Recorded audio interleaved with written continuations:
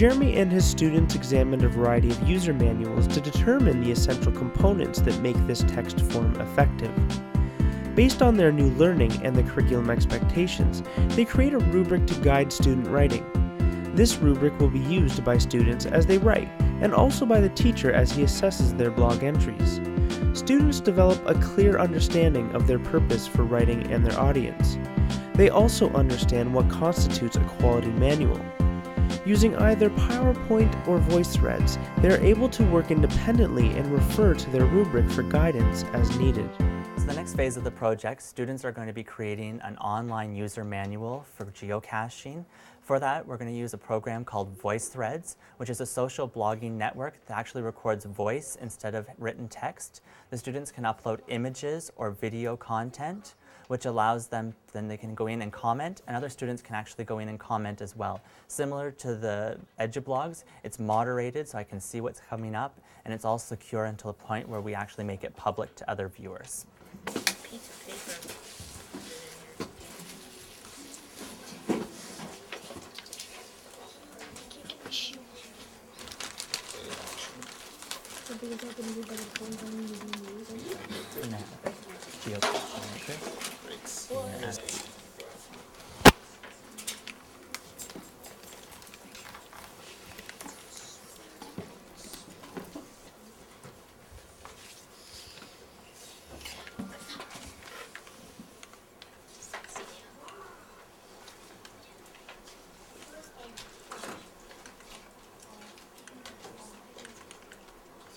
This is Voice Threads.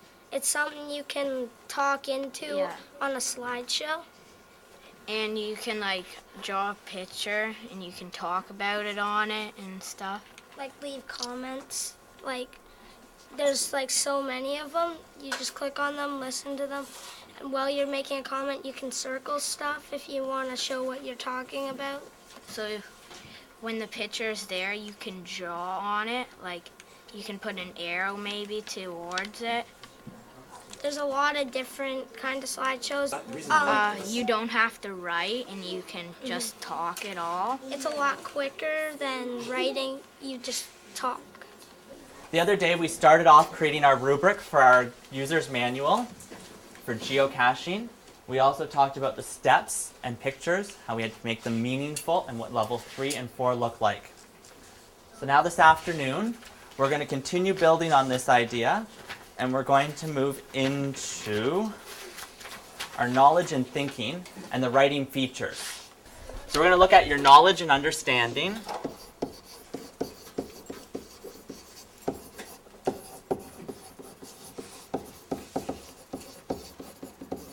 And in particular, we're going to be looking at writing features.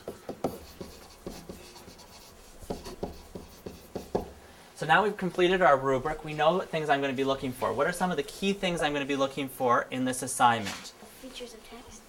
Are you using the features of a user manual? I'm also going to be looking to see if you have incorporated now the steps and pictures. What type of pictures is it that I'm going to be looking for in particular? Pictures about geocaching. Labeled diagrams. Labeled diagrams, excellent, because that really helps the user of the manual understand what they're looking at, doesn't it? All right, what are the two different ways you are able to create this user manual today? We've given you two options. What are the two different ways that you can create it? Voice Threads and PowerPoint. Excellent. Both ways are going to be able to be published up to the internet, and other classes will be able to use our user manual so that they can go out and do a similar type project. And we're going to keep building on this over the next few days. So when we're finished, we'll have a completed user manual that other classes will actually be able to use to complete the process of geocaching the same as you have. So we have to make a manual for future classes. And not only telling them what to do, but trying to persuade them to do it. We want them to end up doing it and making it more popular. Yeah, and we want to tell them that it's not about winning, but more about finding it and how it's really exciting in a way. Maybe we could write a little bit of a journal entry saying our experience doing it. And in steps, so then they know what to do in order. Yeah, and how we did it. You just pick a color, and then you can hold the button down and doodle around like that. See? Okay. So can I change the color and have a different one as I'm going? Yeah, you can pick any color that's right there. Okay. And does it record my voice as I'm doing it? Yeah, when you're on record, yeah. Okay. Thanks, Travis. You're welcome.